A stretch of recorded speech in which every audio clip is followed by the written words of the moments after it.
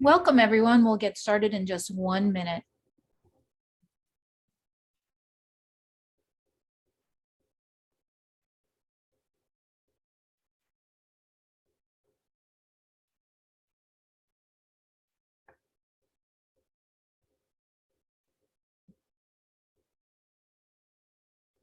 Thank you all for joining us. We'll get started in just a few seconds.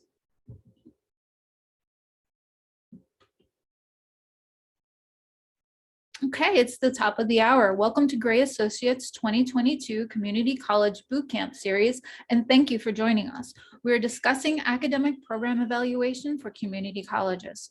Today is our third class in the series, and we are focusing today on economics. We're very pleased to have with us Olivia Padilla-Jackson, Vice President of Finance and Operations of Central New Mexico Community College, and Pete Starrett, Partner and Chief Product Officer here at Gray. Allow me to share a few housekeeping items if you don't mind. If you have any questions, please place them in the Q&A section at the bottom of your screen. We will try to get to as many of them as possible, and we can follow up with you offline if we run out of time for questions. You can also use the chat area for comments and discussion. Near the end of the webinar, you will see a poll that will pop up. It'll have 2 quick questions towards the end of the boot camp. I encourage you to participate and give us your feedback so we can constantly improve on these boot camps. And without further ado, I will hand things off to Pete. Great. Thank you, Marianne, and welcome everybody to our third class in our Community College Bootcamp series. As Marianne just touched on, we've already gone over 2 of the topics. Those are available via recordings on our website and on YouTube if you search for those, so that if you missed them, you can go back and watch those. And then we will have one more coming up as well. And as she mentioned, I am joined here with Olivia. But just quick introduction of myself for those of you out there who I don't know. I am a Chief Product Officer specifically for our economics system, and also a senior partner here at Gray. Been here about 10 years now, working with various community colleges over the years. So really excited to share this topic with you all. And Olivia, maybe a quick intro. Hi, good afternoon, everyone. My name is Olivia Padilla-Jackson. It's a pleasure to be here. I serve as the Vice President for Finance and Operations at CNM, and we've been digging into this program economics for a couple of years now. So hopefully I can share some good nuggets and insight with you on this topic. Thanks. Great. So today's agenda is, first, briefly, for those who may have missed the first couple, just what is a program evaluation system. Then we'll get into the program economics itself, plus some benchmarking, which is really walking you all through the methodology in terms of how you can calculate this and some of the visualizations you can produce from it. Then I will pass it to Olivia to share how they use this data and think about this, and how they incorporate at Central New Mexico this data and other data into their process. And then we'll just touch on some additional analysis, some other ways of using this data to forecast, and then jump to the summary and what's next. So with that, a program evaluation system is really more than, as it sounds, in that there is data and the software involved for putting this together, but really wrapped around all that is the right people, and then the process that those folks go through. And so that's kind of, embodies the entire, I would say, program evaluation system. Whereas if we focus on the inside of this wheel you see here, the information that you use in that process is really focused on mission in terms of how do programs fit with the institution, and really captures more of the, not necessarily data, but just the information that you may not be able to gather either from internal data that you track or even external data. It's truly, that qualitative information that relates to programs. Then there's keeping track of the academic standards or outcomes in terms of how programs are doing in terms of the academics. Next comes the external market data, which we did cover in our first 2 sections of, or 2 classes, I should say, in this boot camp. And that's going to be focused on external data, and really, is there a market for, your current programs, and really looking at what other programs you're not offering today that data can help find those. And then today's focus and that really next category in this wheel is the margins. And that's really looking at the program economics and understanding what the economics for each program is. And we'll touch on why that's important and how you do that. And then lastly, as I mentioned, it's not just about data. And we preach this to all of the clients we work with and schools we don't work with, that this process should be data informed, not data driven. So involving the right people in a fair and transparent process is extremely important for having faculty buy-in and all the way up through leadership, making sure that the right decisions are made and that folks are on board to take those decisions to the next step. So with that, as I mentioned, we'll be touching today on the economics, or really the margins section of the program evaluation system. And you can see an image here of what goes into that, but we'll really be driving into the details in just a few slides in terms of how you put all of this together. So with that, it's really, critical to understand why margins are important. And a lot of that has to do with that, even high margin programs, while may not have the best mission fit, are really important because they are needed to subsidize some of those lower margin programs, which in some cases may be programs that are a direct fit with your mission, but aren't potentially as high margin. So really you are, trying to find those programs that first off, would be great opportunities to grow if they aren't doing well based on their economics or those margins. But then also understanding programs that are successful, are they, successful enough to maintain some of the programs we have at the bottom of, a program rank that ranks programs based on margin. So it's really important that you don't just use this data strictly to cut programs, and we'll get into why in a little bit.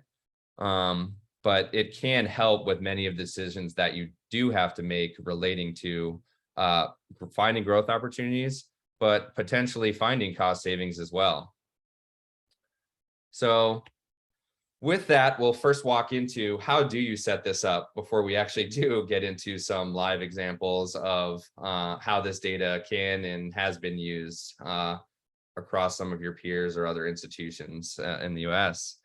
And first step in all of this is calculating the net revenue. And obviously this is focused on building it up to programs, but one of the things you'll notice as we move through these slides is that you have to pull this data in at a very detailed level in order to be able to add it up to view by program. So really the first step in all of this is capturing all of the student revenue data. And so what that's going to be is you'll need all of the charges, as in tuition charges and fee charges by student by semester for however many semesters of data it is you want to look at. Obviously, looking past or looking back on multiple years gives you the ability to look at trends.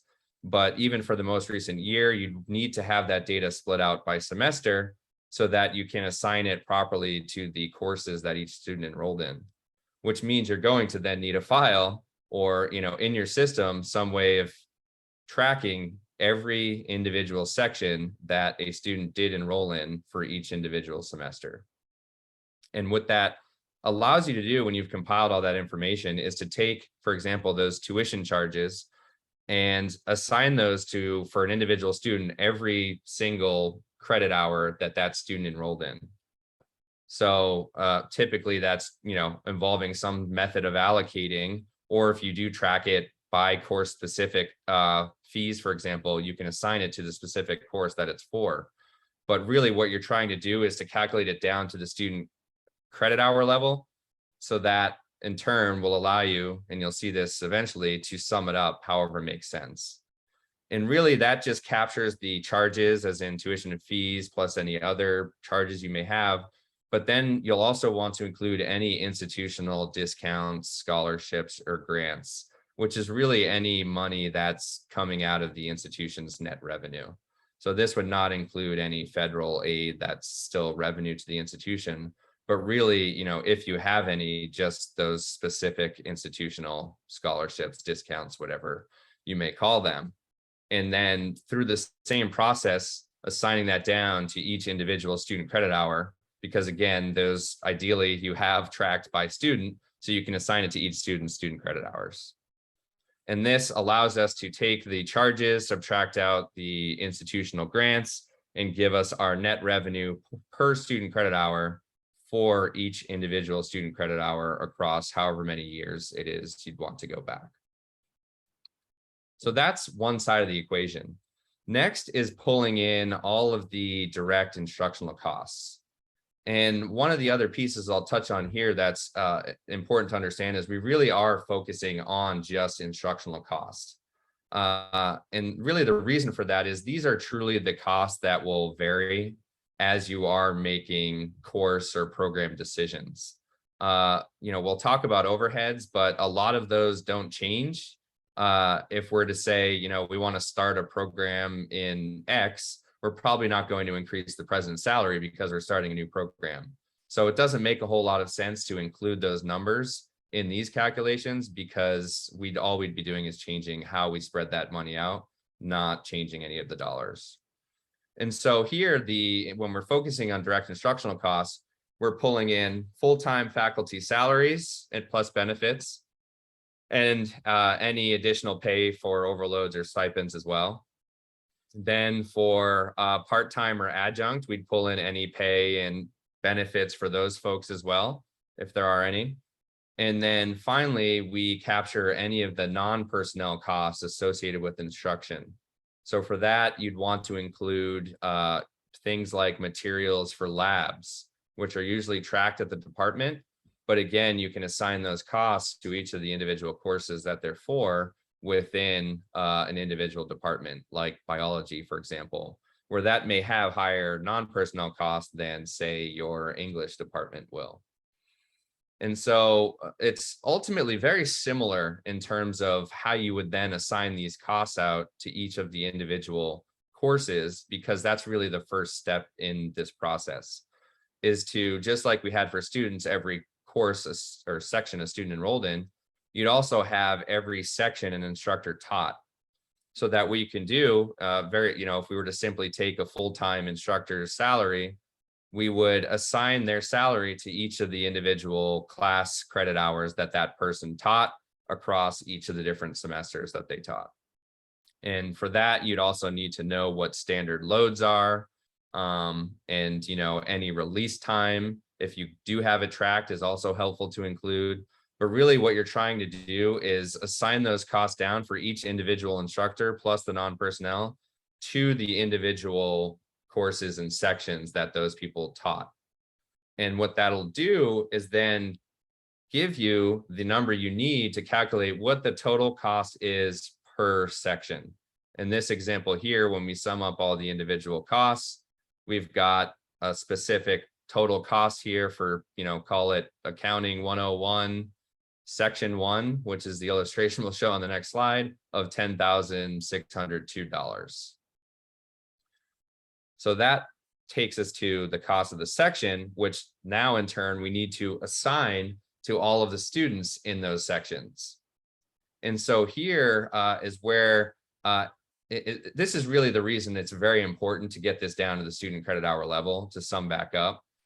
And really the reason for that is you're going to have classes where there's going to be more than one major enrolled in a class. So how you assign those costs to programs is based on what programs students choose to enroll in, and in turn, what courses those same students choose to enroll in. So in this case, we are looking at the example I mentioned of accounting 101. Pretend this is section 1, where we've got $10,602 of instructional costs, plus we've got 25 students totaling 75 student credit hours, which means we've got a calculation of $141 per student credit hour in cost. And that cost you will assign to each individual student credit hour that is enrolled in this particular class. So in this case, in this example, we've got several accounting majors, and each one we're assigning $141 per student credit hour here, $141 per student credit hour here, so that flows with that particular student. but you may also have, in this example, history majors, where we're also assigning part of the cost of the accounting class here to those history majors because they chose to enroll in it. So that when we look at the program economics for history, you'd actually be including part of the cost of Accounting 101 in that history program's cost because those students took that particular section. And this is really important to do because it truly is how programs flow, in that they're made up of all of the students that are inside that program. And it's also important for when you do decide to look at this by department, as you are looking at courses, that means, the cost of the course is specific to that course, but the revenue for that particular course can be coming in from a number of different programs that may not even be in the same department or college, depending on how you classify things, right? We're looking at accounting, but we're going to see part of the history program's revenue showing up in this Accounting 101 course because those students enrolled in it. And this is really important as you think about, more, especially liberal arts types of programs or programs where there are gen eds and, a whole number of other types of courses that, may cover more than one specific subject area as you think about programs. And finally, once you've done all that, I started to get into this, but you can then really sum it up however you'd like. And here is where, we'd build a scorecard that shows a waterfall like this. We saw this early on where you can sum each of those different buckets up. In this case, this could be an example of looking at it by program, where you are then able to see what the total gross tuition and fees were for that program, what we're subtracting out for discounts. You'll see on the next chart, there's one other piece I'll get into, but that gives us our net revenue. Then we subtract out instructional costs, giving us our final program contribution, as we call it, but really that program margin that we've referenced as well. And there's one other piece to this whole thing that, bring this all together is obviously you can create a number of visualizations once you've compiled all this data. But, this is an example of a broader scorecard we have. And there's one other part of this that I want to touch on while we're showing this, and that is the state appropriation, which, again, will be coming in a number of different formulas across each of the states that I'm sure you all are located in, but is another piece that we typically include in part because we're trying to capture, the piece of that estate appropriation that is generally provided based on student count. And what we do is really and this is how you could all do this as well, is allocating it out to all of the students so that it is just, flown across all of the different programs that those students enroll in. Obviously, some states are different than others in those calculations and how, some programs are weighted like STEM differently than others, but how you do those calculations is entirely up to you to solve and then spread that money out to include as another piece of the net revenue, as another way of looking at this information. But then you have the ability to, in this case, we've added gauges to our scorecard to be able to see how programs compare to one another across each of those different metrics to see, what percentile it's in, which is a pretty common thing we do to be able to see exactly how, one program compares to every other program. And then, as I mentioned, we'd want to be able to see trends as well. Now, kind of jumping to a part I talked about that, again, I'll share briefly. We won't spend much time on this, but is really looking at the other institutional overheads that can be included, if you'd like, when you're developing this on your own. And, as I mentioned, a lot of these, especially as you move further to the right on this particular waterfall, will not change as program decisions are made. But depending on how you split each of these buckets out, we'll give you the ability to see some of these other numbers as well. One of our beliefs is it really is important to know what sort of the net of all of the other expenses are, so that when you are looking at program contribution, you have an understanding of, what do we need to what does program contribution need to look like to fund the rest of the areas of the institution.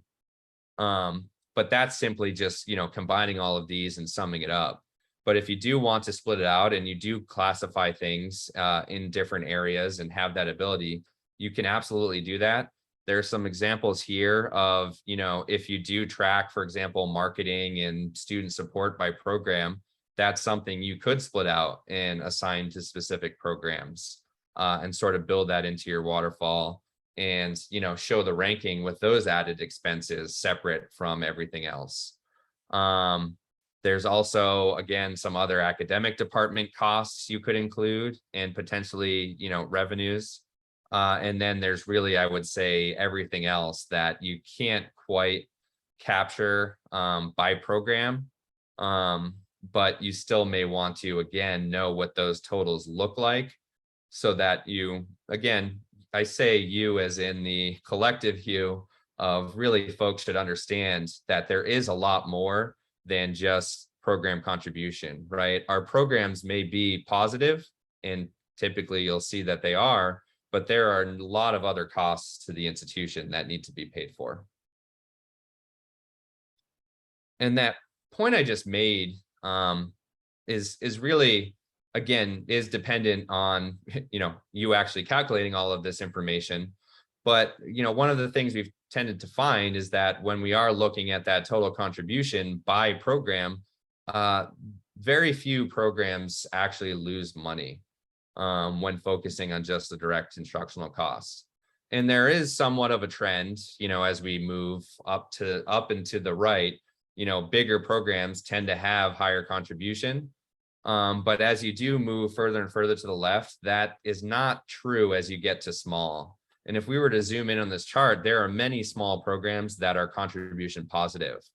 So it's, making program decisions based solely on size is not necessarily a good idea, because you could actually be hurting the economics of the institution in that it was still contributing positively. So there are a lot of other factors you need to take into account when you are making program decisions than just size and market data.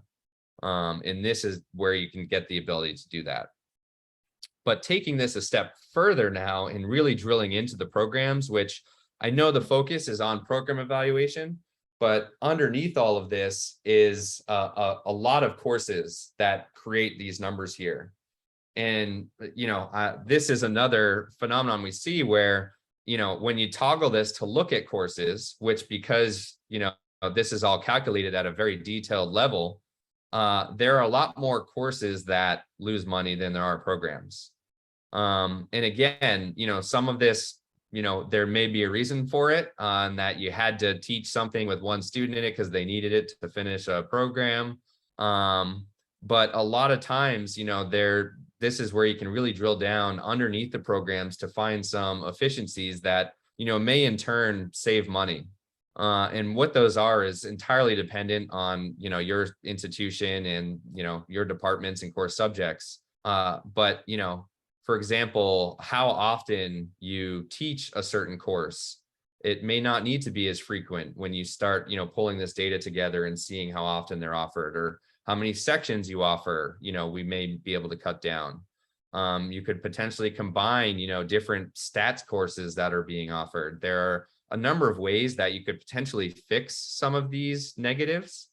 But certainly having this data is where you need to start to be able to find those areas where maybe you have higher cost per student credit hour and understanding how those compare to other areas as well. And that's really where, again, you'd have this data to compare internally, but really where you can start to get into benchmarking as well. And, having this data built in-house will certainly give you that ability to be able to then, create charts like this, where you can see how does across our different course subjects, how do our cost per student credit hour compare to one another? So you could compare, your math course cost per student credit hour for every individual course, really, but all the way up through to the course subject as a whole. And how does that compare to biology or to English or to any other courses and course subjects that you're offering, which does give you some sense internally of what those ranges might be. But, I think even more important is having those internal or external numbers, I should say, to be able to compare like for like.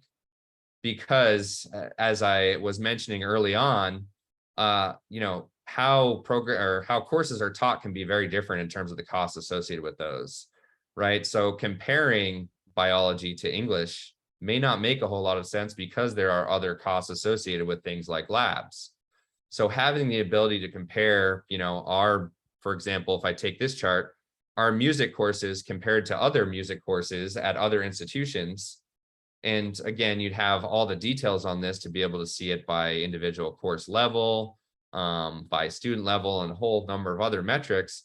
This is where you can really have an understanding of, while our costs may seem high for music internally, externally, we look okay, right? And that's represented based on these lines here for the 25th, 50th, and 75th percentile in, our benchmark sample of data anyways, where we can see that, music, which is represented, our cost per student credit hours in the black bar here, is our second highest cost per student credit hour course subject, but we're below the 50th percentile compared to other institutions. So to me, this would be a very useful chart if, in particular, if you're getting a lot of pushback on how high your music costs are, a chart like this could really help to explain to leadership, yes, but we're actually teaching this fairly efficiently compared to some of our peers out there who are offering this same course subject. And taking it a step further, you can then have the ability to drill down within that as well to see internally what did the course or what do those ranges look like for all the courses within a department or a course subject. So you could take music and see, how each of those individual courses range. Or you can again compare that to benchmark ranges to see, again, how do we compare in terms of our different ranges of the cost per student credit hour compared to same course subjects, but at other institutions.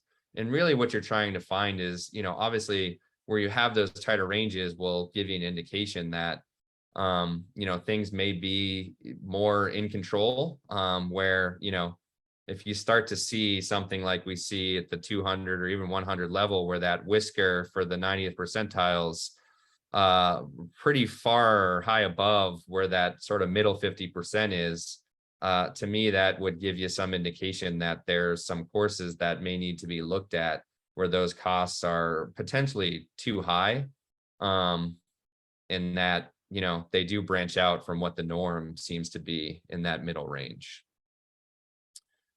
So with all that, I know there's a lot of calculating and methodology that I've just walked you through, but what I'd like to do is now pass it off to Olivia, and she'll walk you through how Central New Mexico's used data like this and incorporated it in their program evaluation process. Great, thank you, Peter. All right, so I thought it'd be helpful to share a little bit about our institution. So you see on the screen, starting out with our vision at Central New Mexico Community College, or CNM, our vision is changing lives and building community. We opened as a technical vocational institute back in 1964, serving 150 students. We now have grown. We're the largest undergraduate institution in the state. We serve more than 30,000 students a year. And we're proud of our status as currently we are #1 college and associate degree and certificates awarded to Hispanic and Native American students. And we've got a lot of programs. As I've been learning about, we offer over 200 degrees and certificates that focus on fulfilling our workforce needs and our community needs. And the last thing I would say, which plays into program economics, we've learned a lot about ourselves over the last couple of years, is that we are an extremely affordable college. It's something that we have just really taken, made a big focus of. Our board is very focused on being affordable and accessible. And so we definitely are that. But again, this process has really kind of been eye-opening for us and allowed us to kind of just look at our overall revenue profiles and the cost of providing programs and the revenues that we receive for those programs in a very different way. So it's been eye-opening. The next slide, please, Peter. All right. So what I thought I would do is just talk a little bit about how we used to do program review. And of course, CNM has always done program review. We're an accredited college and we are required to do this. So but I would say in the past, the focus of review has primarily been around mission and academic standards. And obviously those are two very important areas. And I think there had been some budget information collected on programs, but quite frankly, I don't think it wasn't collected in a way that was usable or comparable. So we just had it and we kind of knew what the budgets were really roughly, associated with different programs. But I don't think it was much of a focus in terms of thresholds that were being reviewed very closely. And starting in 2020, late 2020, we introduced a new integrated program evaluation management program or process to our community. And we began using that in 2021. We started incorporating this broader focus for our review process. And so, of course, mission and academics is still a major focus area, but now we have also incorporated market and money. So now we have data that we use that has allowed us to really do that in a meaningful way.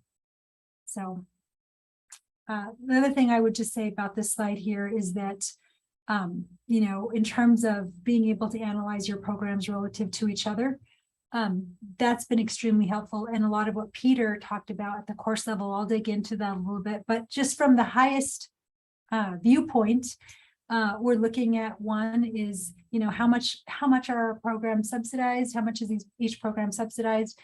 Because for us as a community college and as an extremely affordable community college, most of our programs are subsidized. We don't have many programs that are netting positive margin. So again, it becomes more of a relative analysis relative to the average, and then also relative to other programs within the college, because that's really important too, because some areas are much, much more expensive. So comparing them to the average also doesn't make sense. Next slide, please. So I wanted to say about this slide that these were the two new metrics that we pulled into our benchmarks when we are doing the initial run at our programs. And to Peter's point, we kind of run it through this matrix, if you will, and that's where the data informed part of this comes into play. Obviously, if we just were completely data driven, we would know what to sunset, grow, sustain, just with the pass through of these thresholds. But as you can imagine, there's a lot of work and analysis and description and story and anecdotes that come together when you bring all of the stakeholders to the table and they start looking at their own data, and that becomes very eye-opening for them, and then they've got a lot to share. So but we did add these two metrics that kind of help that initial flagging of programs for us to look into and do a deeper dive into. So I have 3 programs that I wanted to share with you today, just to give you a sense of how some of our programs fared in this process. And the first one is our truck driving certificate program. This program, it's interesting on this one. We've always known it was an expensive program to run.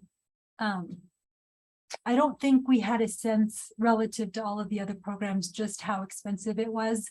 So the ability to compare the programs on a student credit hour basis is extremely helpful. And again, it just that's the first kind of run the pass at it. And then of course, again, comparing to other trades programs or other, programs that are similar is a must.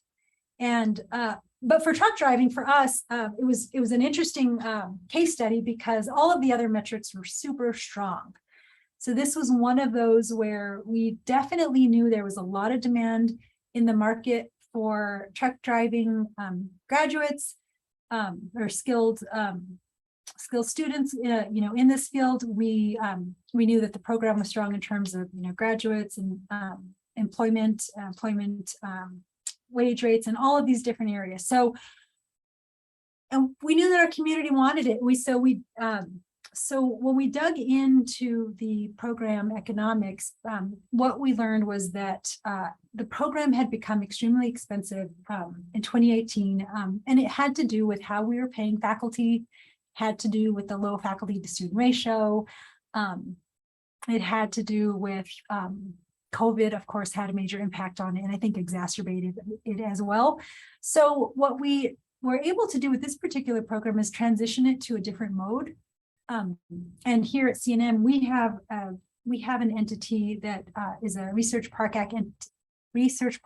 Act entity that we created, and they have a lot more agility to create programs, modify the cost structure, but they do so on a non-credit basis. So it's not an accredited institution. Well, in this case, this data actually helped us to determine that a degree credit programs in a degree was not necessarily needed and being demanded by the market.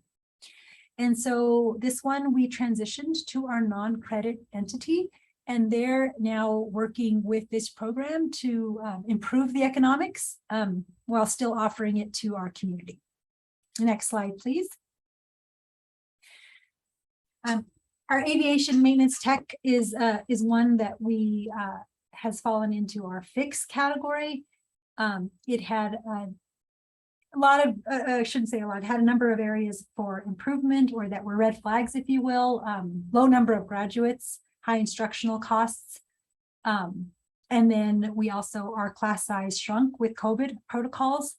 And that was, so as you look back at the data over the last couple of years, because of that issue in particular, that really impacted a lot of the cost of all of our programs, because we shrunk because of social distancing. We had to shrink our courses, and of course we didn't reduce down our expenses. It was just more expensive to provide them. So this is one where we saw that direct impact, and we began looking at the course level and realizing that our course fill rates were pretty low.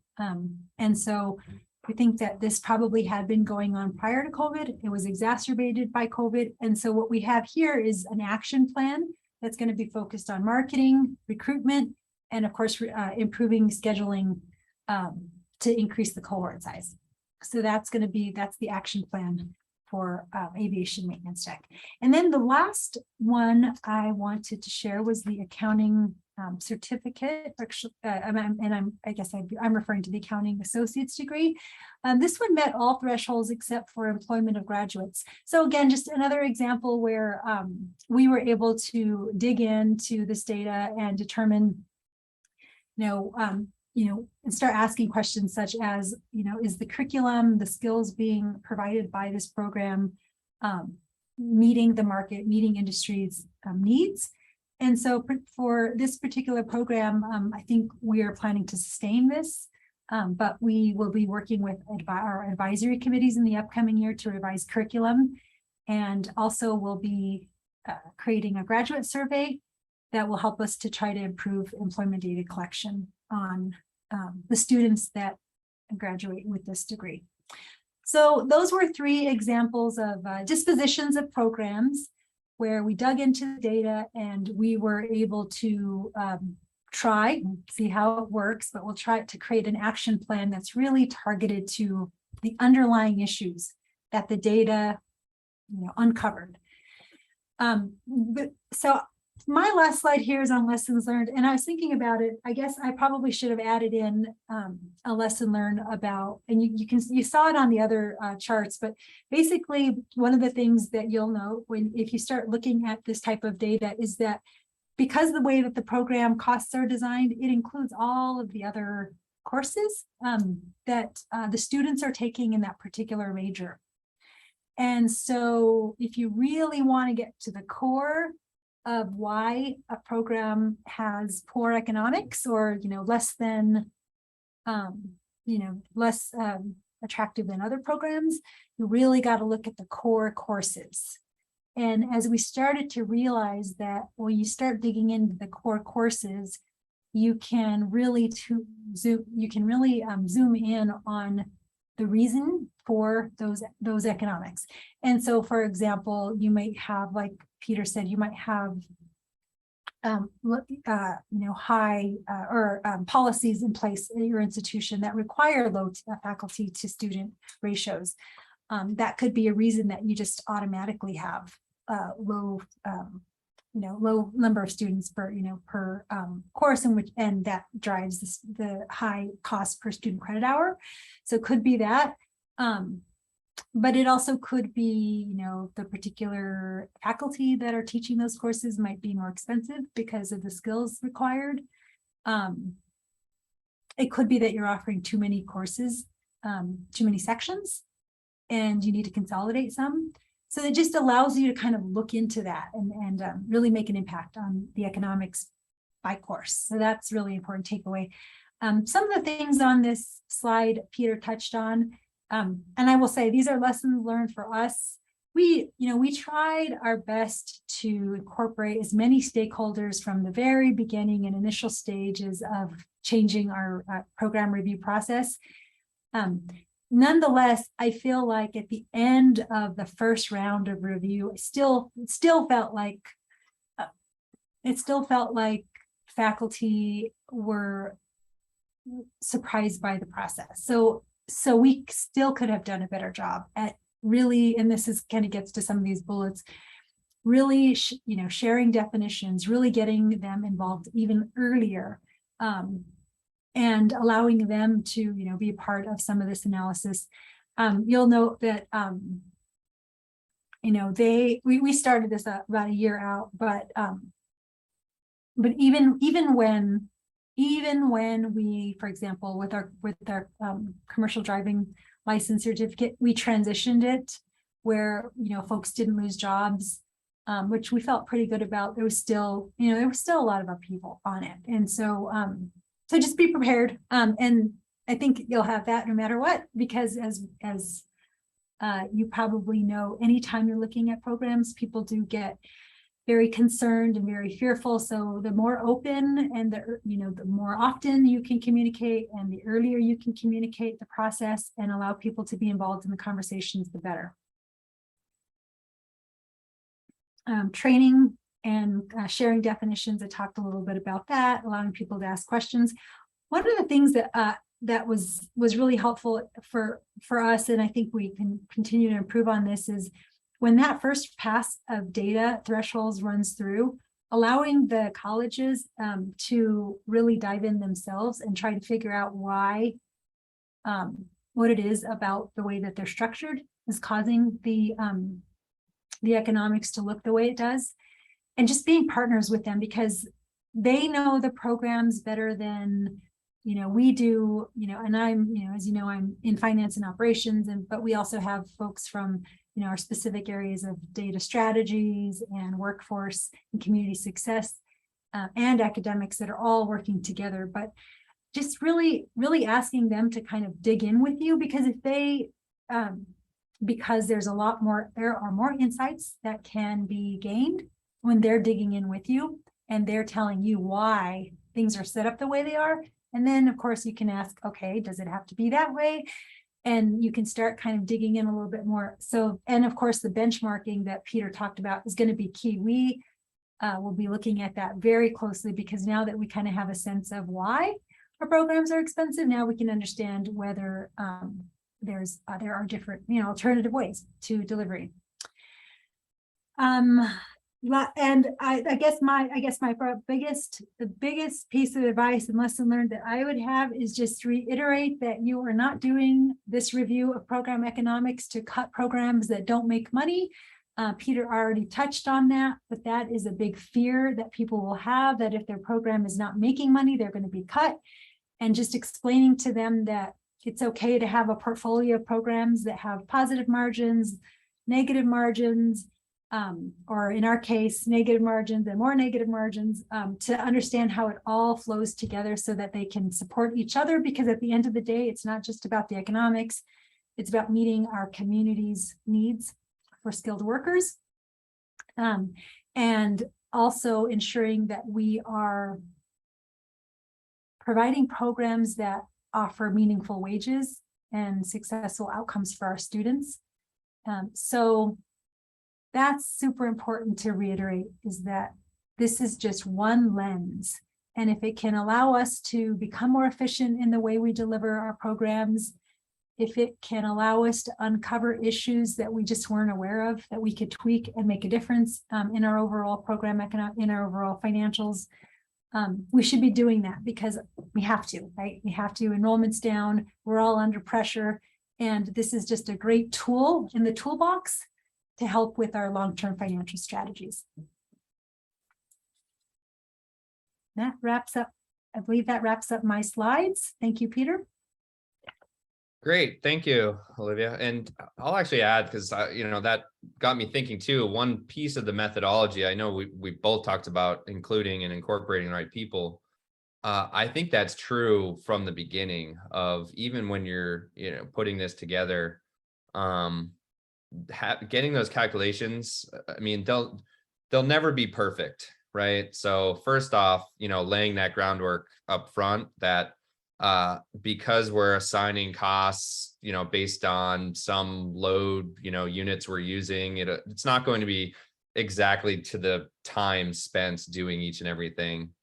But including folks to really pressure test that data and validate the numbers is very important before you do start using this information to make decisions.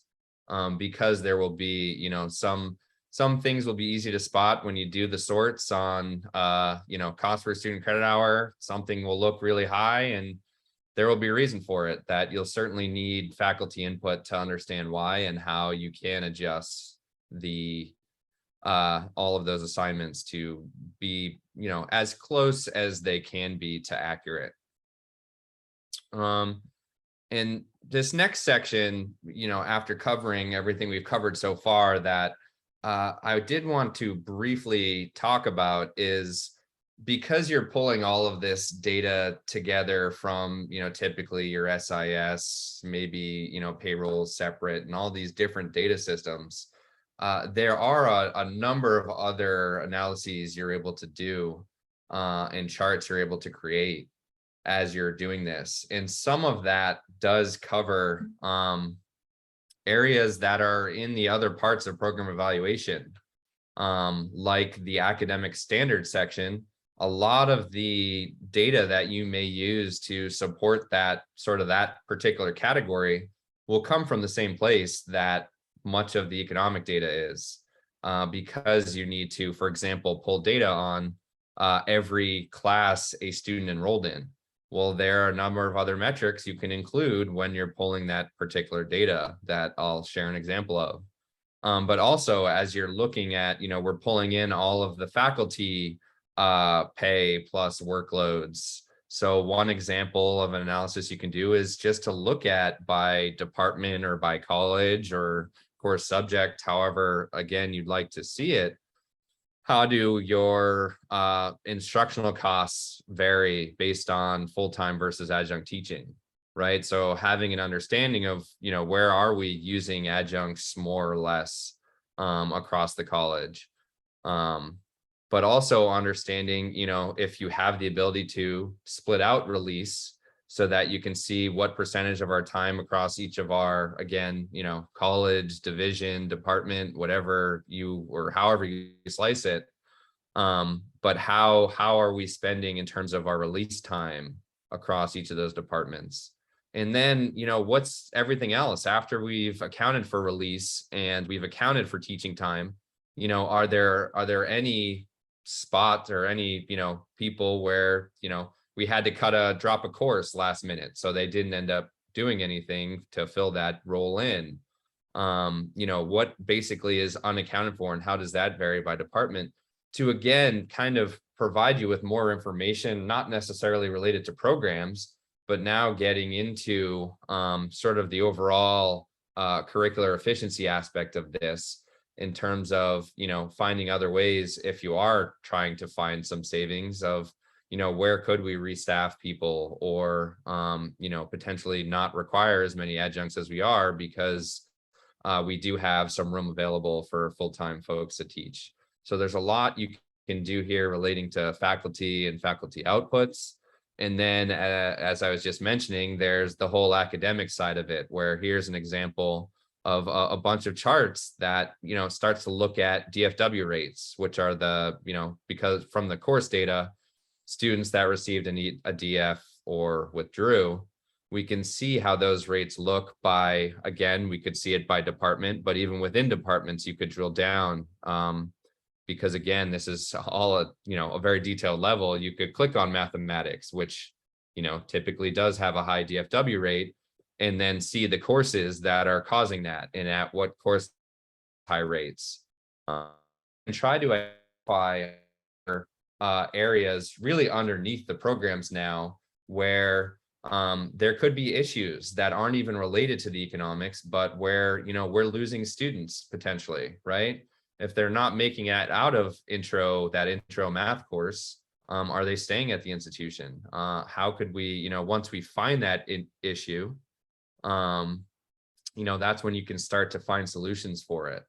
And you can view it by ethnicity as well, which I know is a very important piece of all of the work that we do in focusing on DEI.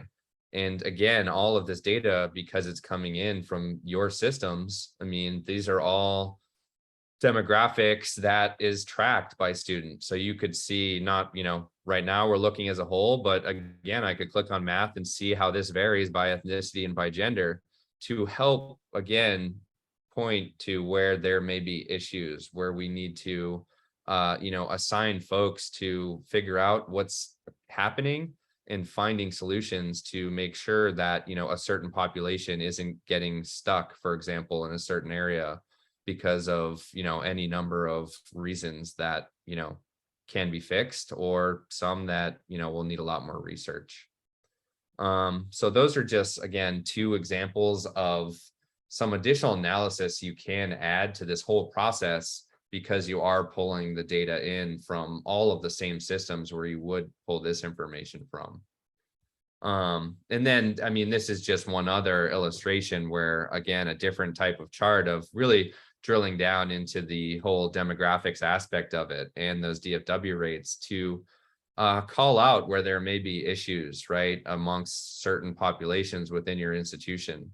I mean, the first step is really identifying what those populations are and, assessing, are we serving the market? Do our demographics match what our market demographics look like? But then it's understanding, are we also then serving those populations equally, right? And are students, potentially failing out or withdrawing from certain populations based on their genders or ethnicities, and what can we do to fix that? And really all the data is there. You just need to pull it out, and then you have the ability to make those other decisions. So really switching gears here, one of the other analyses really that all of this data gives you the ability to do is running predictions, or I would say almost testing scenarios based on all of the data that you'd be pulling together is all historical data, right? So the first step is calculating historically, what have our economics look like? How many students are in these programs? What are they paying? What does it cost to teach them? And then that gives you all of the detail you need to be able to build models to test what happens if, for example, your math program grows and your biology program shrinks. What does that do to our economics as a whole for those programs? But also, what does that mean for our individual courses and all the way up through the departments as well? So you can really have the ability to, if you think about as you finish one year, starting to look into what the economics might look like going into the next fall, if you're to hit the targets that you're projecting, or even to just run scenarios where, what if our programs don't grow, or, these programs shrink and so on, to be able to try to identify where there might be issues, but also identify where you may be, a little heavy in terms of course offerings, or even lighter where you may potentially need to add faculty. So it can help with the whole staffing aspect of it as well. And really the way it works is all the data you're pulling in is at the course level. So in adding students to programs or subtracting students from programs, what you're ultimately doing is adding more students to the courses that students in those programs typically take, or literally subtracting students from the courses that, again, the students in those programs typically take. And you're able to run this out. And, those changes don't just affect, if we're focusing on math as the example, I mean, those students are taking more than math courses. So if that program grows, theoretically, it will also help the economics of other programs because the cost per student credit hour may go down. This data gives you the ability to build these models and create, a way of forecasting different scenarios that you may run up against, and helping with the whole aspect of staffing and what requirements you may need going into the following year or years to come. And really here is just some examples of, if we were to grow math, for example, we can see where, we add 10 students to a base of 22. Here are several sections where we potentially need to add another section to, or I should say, here are courses where we may need to add another section to. So while our revenues change, our costs may have gone up slightly as well. But this allows you to see as a whole, based on all of these decisions, we can see we've added this much in revenue based on the additional 10 students and only had to add $438 in cost, because, we're talking about very small sections that we may have added. On the other end of the spectrum, and this goes back to being able to test that theory about cutting small programs, it usually doesn't save money. And a lot of that depends entirely on, again, those courses that those students are in. Are those courses still filled with students from other programs? So if we cut music, we lose the money from those music students, in that we're losing those 13 students, but we didn't save a whole lot in cost, because several music courses, unless we were to cut the music department as a whole, which I'm guessing we might not do in this particular example, we don't save a whole lot because there are still students enrolling in those courses, and therefore we're still teaching those courses. So there's not a whole lot saved. So having models like this, where you're taking the details of all those calculations you've done, will really allow you to forecast in a way which will take from the market data potentially that we've talked about in these first two classes, to try to project out what staffing and, section requirements may need to be moving forward. So with that, this brings us to the end of today's class. Just to summarize, I think it was clear that program economics is a very important part of the entire program evaluation system and process as a whole. Absent this data, really making decisions based solely on enrollment can be harmful, right? As we saw in some of the charts, just cutting small programs can actually cut profitable programs as well. You do need to calculate this at a very detailed level in order to see it by program, but that does give you the ability to see a lot more than just the programs economics themselves. Internal benchmarks help. External benchmarks help even more for providing more of a like-for-like comparison, and really for helping you understand how we do compare in terms of, I took music as an example, but how our costs for music or any course or department compared to similar courses in that area. And then lastly is really to be transparent, including all folks across the institution is extremely important to really having buy-in in terms of this process, and making sure that as you are to move to the next step of enacting many of these decisions, it's really going to require folks to champion those initiatives to really get them to move forward. Taking this information and, saying we'd like to, we need to fix this program. Well, somebody actually does need to fix something. So having folks buy into the process and therefore taking the initiative to move to that next step is important. And really all of this is, it's a data informed process, and that's why people are involved. There's a lot of judgment that goes into why, for example, a program might be losing money. There's, how does it fit with the mission is just as important with what the economics look like. So it's important to include everything and then make those decisions using the data, not based on the data.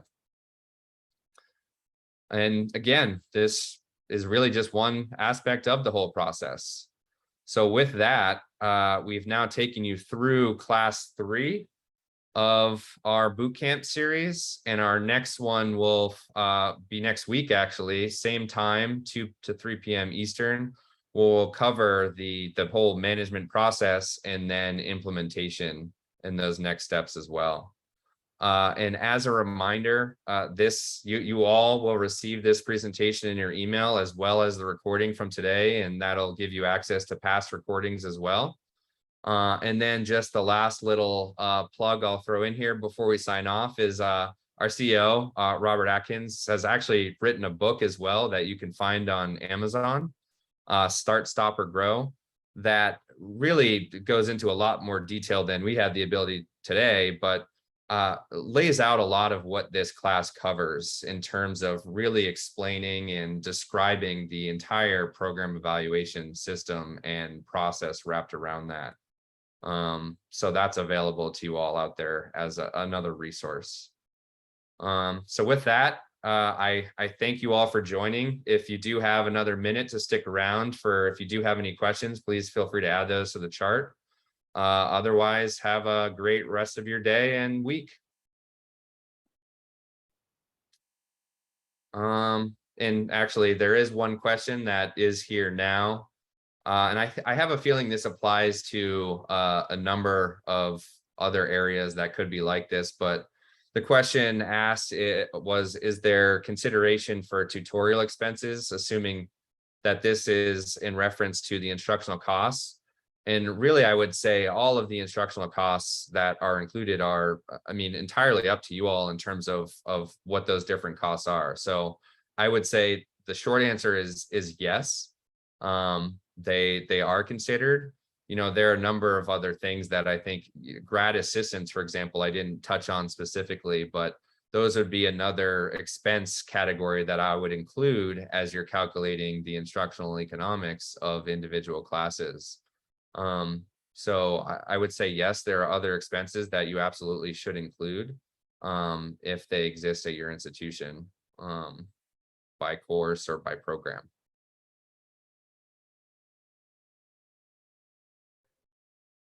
If there are no other questions, I want to thank all of you on behalf of Gray for attending our boot camp. And as Pete said, we will have our next boot camp, class 4, on Thursday, August 25th from 2 to 3 p.m. Thank you.